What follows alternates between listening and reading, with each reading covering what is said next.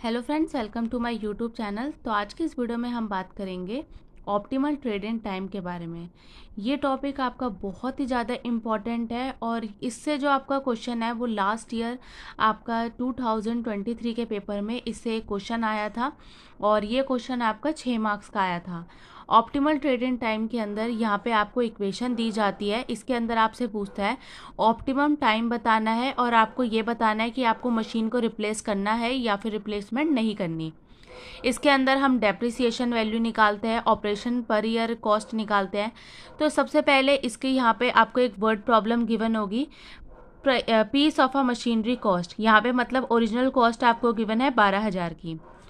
Total cost of operation, यहाँ पे आपको टीसी गिवन है।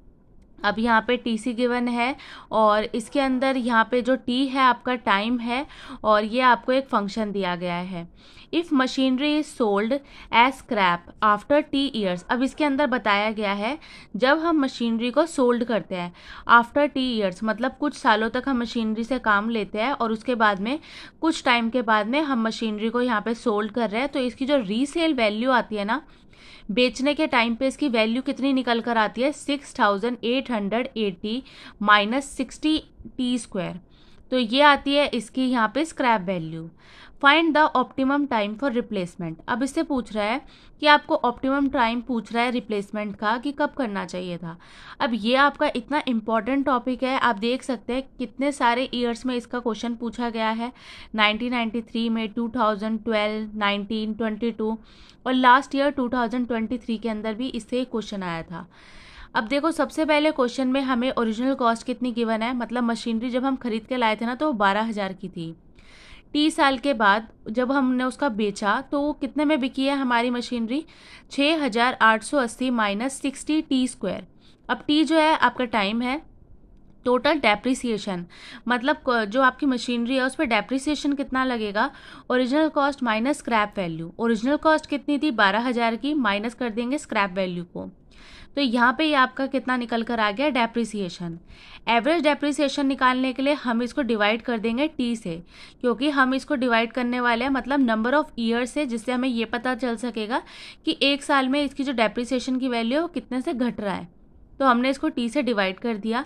टोटल कॉस्ट यहाँ पे आपकी निकल कर आती है 20 टी स्क्वायर प्लस 15 टी। ये आपको क्वेश्चन में गिवन था। टोटल कॉस्ट यहाँ पे बताई गई थी, ये लिखा हुआ आपका टोटल कॉस्ट ऑफ ऑपरेशन। अब यहाँ पे जब हमें इसका एवरेज निकालना है, मतलब जब मैंने आपको ये क्वेश्चन करवाया था टीसी हमें दिया होता था और हमें एसी निकालना होता, तो एसी हम कैसे निकालते थे, सी अपॉन एक्स। तो सेम हमने यहाँ पर भी किया है। यहाँ पे आपको कॉस्ट गिवन थी, कॉस्ट अपॉन टी, तो इससे आपका यहाँ पे एवरेज निकल कर आ जाएगा। अब यहाँ पे आपका एवरेज निकल कर आ गया। अब हम निकालते हैं कॉस्ट फंक्शन। तो कॉस्ट फंक्शन यहाँ पे किस तरीके से आपको कैलकुलेट करना है, सबसे पहले आपको डेप्रिसिएशन वाली वैल्यू लिखनी है, उसके बाद में आपको ऐड करना है एवरेज ऑपरेशन।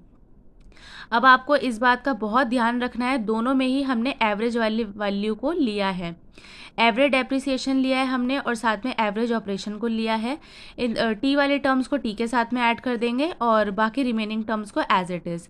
इसके बाद में तो बहुत ही नॉर्मल क्वेश्चन बन जाता है। सी फंक्शन हमारा आ गया, सी का हमने डेरिवेटिव किया है, उसके बाद में टी को हमने ज़ीरो के यहाँ पे इक्वल पुट करके टी की वैल्यू को फाइंड किया है।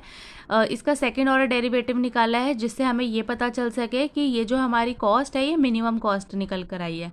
अब मैं इस क्वेश्चन को आपको सॉल्व करके दिखाती हूँ। क्वेश्चन में आपको जितनी भी चीज़ें गिवन है सबसे पहले आपको नोट करना है। तो जब भी आपका इस टाइप का क्वेश्चन आएगा आपको किस तरीके से सॉल्व करना है। अब हमने यहाँ पे एग्जाम्पल नंबर 84 लिया है। सबसे पहले आपको यहाँ पे मशीनरी का कॉस्ट दिया है, मतलब एक्चुअल कॉस्ट बताई गई है मशीनरी की, ओरिजिनल कॉस्ट। तो ये आपको क्वेश्चन में बताई गई है 12,000। अब ये आपका रुपीस के अंदर है, 12,000 आपको गिवन है। अब दूसरे नंबर पे आपको क्या लिखना है, स्क्रैप वैल्यू, मतलब जो आपकी बेकार वैल्यू निकली है, आप मतलब जब आप उसको रीसेल कर रहे हैं तो कितनी वैल्यू उसकी निकल कर आई है, तो वो आया आपका 6,880 माइनस 60 टी स्क्वायर। अब यहाँ पे जब भी हमें डेप्रिसिएशन निकालना होता है ना, आप इस फॉर्मूले का नोट डाउन करें। Total depreciation is equals to original cost, मतलब जितनी उसकी एक्चुअल कॉस्ट थी, माइनस स्क्रैप वैल्यू, मतलब जितना उसका टी ईयर्स के बाद में जब उसको रीसेल कर रहे हैं तो जितनी वैल्यू आई, इन दोनों को माइनस कर देंगे तो आपका टोटल डेप्रिसिएशन पता चल जाएगा। 12,000 में से आपको यहाँ पे माइनस करना है 6,880। अब यहाँ पे माइनस है, यहाँ पे माइनस है, तो ये पॉजिटिव हो जाएगा 60t²। अब इन दोनों को जब आप माइनस करेंगे तो आ जाएगा 5,120 प्लस 60t²। अब क्वेश्चन में हमें क्या लेना होता है, एवरेज लेना होता है डेप्रिसिएशन का और एवरेज लेना होता है ऑपरेशन कॉस्ट का। इन दोनों को जब आप ऐड करेंगे तो यहाँ पे आपका कॉस्ट निकल कर आएगी। कॉस्ट मतलब आपका एक्चुअल कितनी कॉस्ट लग रही है। तो यहाँ पे अब आप सबसे पहले करेंगे एवरेज डेप्रिसिएशन का एवरेज करने के लिए टी ईयर से इसको डिवाइड करना पड़ेगा। तो ये आ जाएगा आपका 5,120 divide by T plus 60t।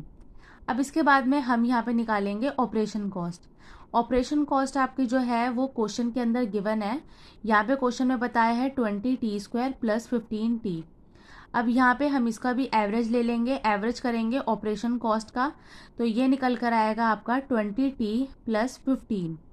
अब यहाँ पे आपका ये फंक्शन निकल कर आ चुका है, डेप्रिसिएशन एवरेज और एवरेज ऑपरेशन कॉस्ट निकल कर आ चुकी है। इन दोनों को जब आप ऐड कर देंगे तो यहाँ पे आपका जो कॉस्ट फंक्शन है CX है वो आपका निकल कर आएगा।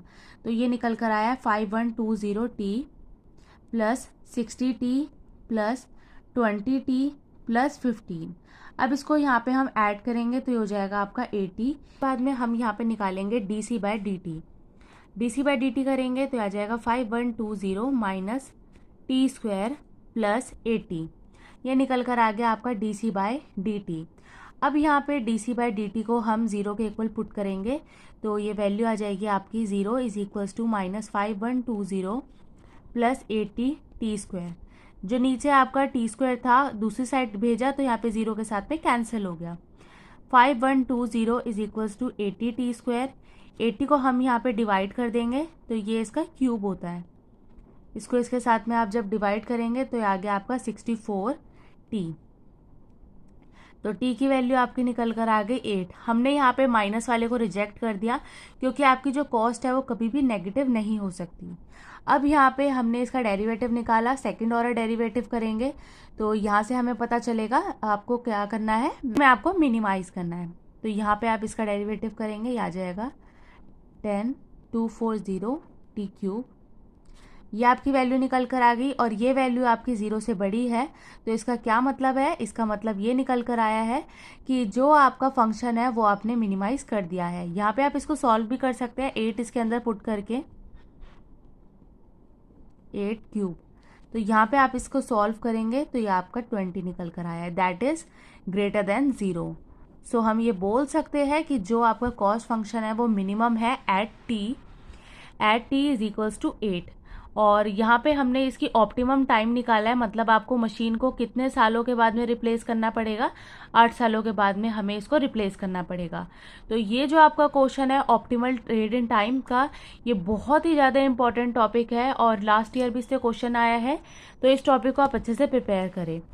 अब इसके बाद में यहाँ पे एग्जाम्पल नंबर 85 दिया गया है जिसके अंदर आपको एयरलाइन के बारे में बताया गया है।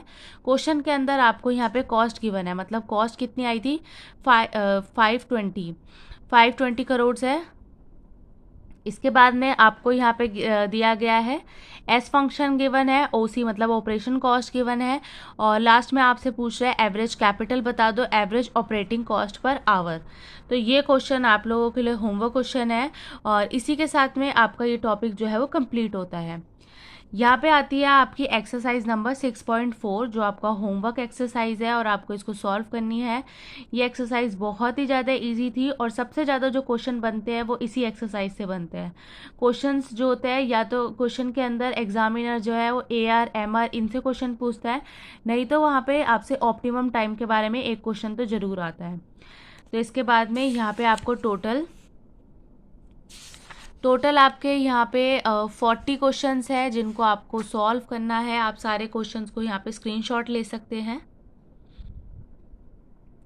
ये क्वेश्चंस आप अगर एक बार सॉल्व करेंगे तो आपके अंदर बहुत ज़्यादा कॉन्फिडेंस आएगा इनको सॉल्व करने का, क्योंकि अगर आप एकदम से इसको पेपर के टाइम पे सॉल्व करेंगे तो आपसे यहाँ पे सॉल्यूशन नहीं बन पाएगा।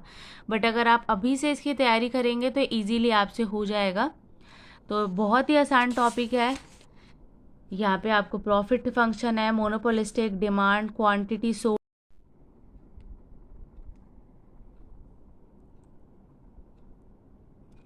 यहाँ पे जो आपके लास्ट के क्वेश्चन है, लास्ट के आपके यहाँ पे 1 2 3 4 5 लास्ट के 5 क्वेश्चन जो है वो आपके ऑप्टिमम टाइम पीरियड से रिलेटेड है। तो आपको इन 5 क्वेश्चन को बहुत ज़रूर करना है। और इसी के साथ में यहाँ पे इसके आंसर की दिया हुआ है, आप आंसर्स को मैच कर सकते हैं। यहाँ पे आंसर्स हैं, इनको मैच कर सकते हैं। आज की वीडियो में बस इतना ही। वीडियो अच्छी लगी हो तो प्लीज़ लाइक करें, चैनल पे नए हो तो आप सब्सक्राइब करें और आप मेरी वीडियो को ज़्यादा से ज़्यादा शेयर करें। Thank you so much for watching.